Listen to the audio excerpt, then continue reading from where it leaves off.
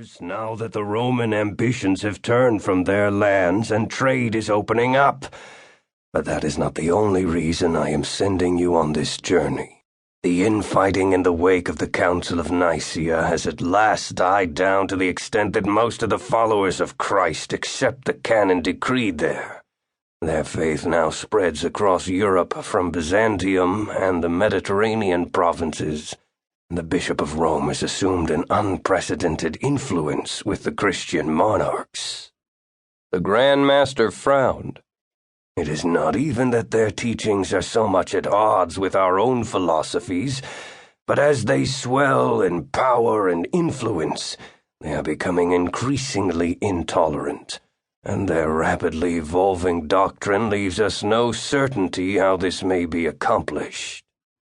Tyr nodded and said, "How does this affect my mission?" Currently, the Shield Brethren hold only the stronghold of Petra Athen, meaning we have all of our eggs in one basket.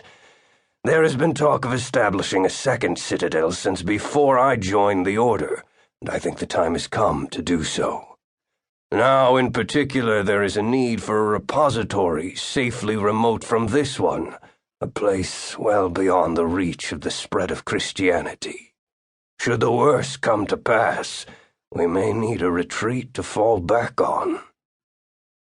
I have to say, I was a bit curious as to why I was chosen for this diplomatic role. Now it's a bit clearer. Indeed, Ignatius confirmed with a wave of his hand. You know the sort of thing that we need. Should you chance upon such a location, you are empowered to negotiate on behalf of the Order.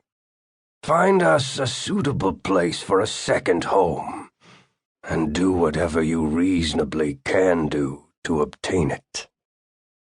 Tyr nodded acceptance of this charge, and Ignatius continued.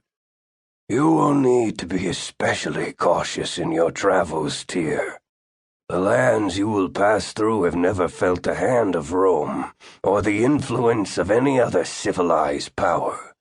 You may find that you encounter stranger perils than savage men.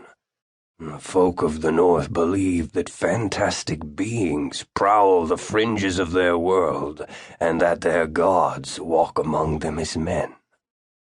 Tyr could not help but raise a skeptical eyebrow at this. Noting his reaction, the Grand Master said, I am not saying that they are right, mind you. But it is too easy for educated men to discount such beliefs as ignorant superstition. You can't let prejudice blind you to what occurs before your eyes. Ignatius paused, then quietly said, Disbelief at a critical moment could be lethal. The world is wide and full of wonder, and who is to say what may or may not be real in its distant corners? As they penetrated deeper into the north, Tyr had cause to recall the Grand Master's words, for everywhere they went the people were full of stories. If they could be believed, this was a land inhabited by great worms, giants, and trolls. In one of their sea crossings they had seen with their own eyes a huge serpent-like creature making its way through the waves, and twice they had come across the Prince of Bare Feet, half again the size of their own. Edmund's voice brought him back to the present with a jolt. Another hedgerow king. Under the Empire's rule, half of these northern kings we've met would barely have qualified as farmers. Yes, well, this farmer has control of the only truly suitable property we have found in all these weeks, so mind your manners and be properly respectful, Tyr chided. Oh, I'll be respectful, said Edmund, though his voice belied his words. It just galls me to grovel before the master of this god's-forsaken rock to beg the use of even more rock.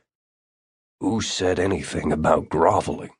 Tyr said, although he had a hard time not smiling. Still, the young man had much to learn, and as much as this trip was about forging relationships with the Northerners and finding a second home for the Order, it was also about continuing Edmund's education. But you'd better